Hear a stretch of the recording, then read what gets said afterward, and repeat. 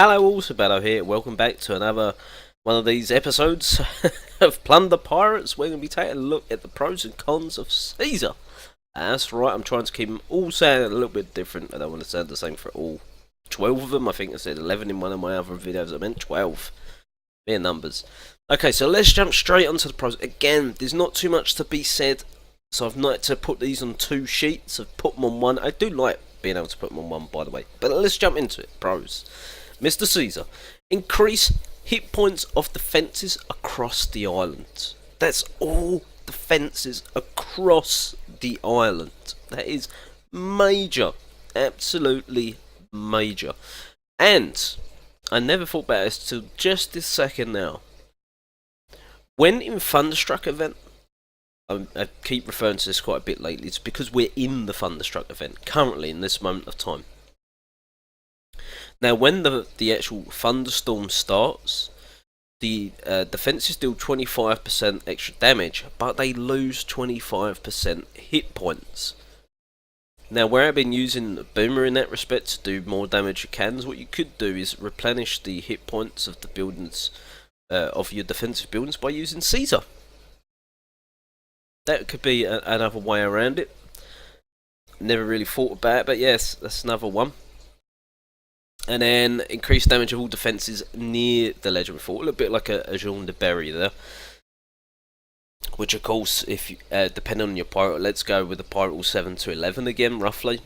If you've got a decent centralised or very well protected Legendary Fort, then you can make full use of Caesar being on defence. Another pro. He can jump over walls. I don't think there's many others. Mac McCracken springs to mind. Other than that, and I don't even think I put that on these pros. Whoops. But we won't talk about Maccas. Get into difficult areas and burn multiple targets. So again, you can jump over walls. You're trying to get that Grand Panner, or if you're at a lower level of gameplay, then you're trying to get to the mortars or gun towers, whatever it be. You've got to deploy them correctly.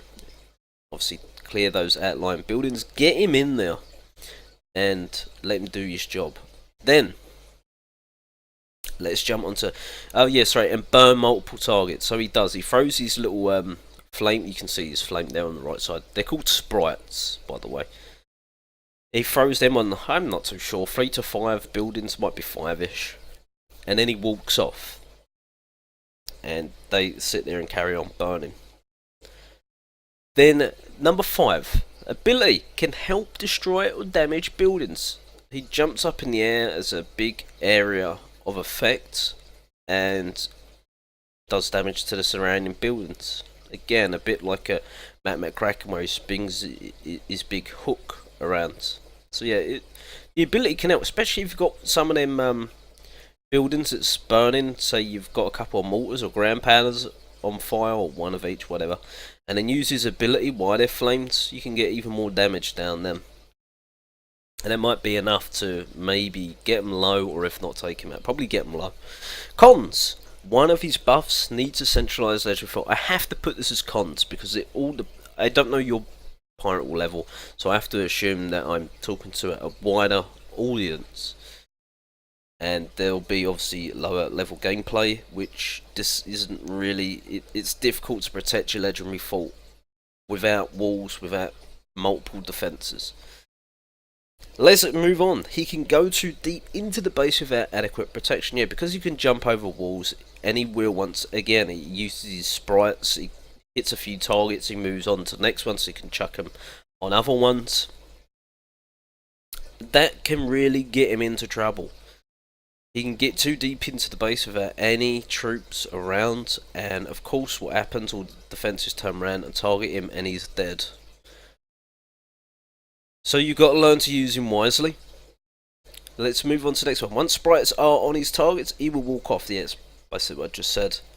Also, I want to bring up, once he sort of run out of targets, he will just stand still until the sprites wear off, then he'll put the sprites back on. So when it's towards the end of the attack, if he's still alive, he can become a bit useless.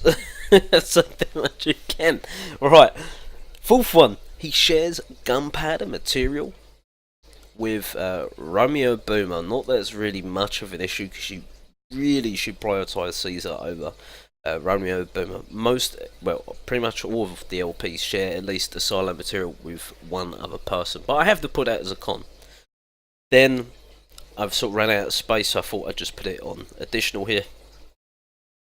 Mystical Opal is rare, my god.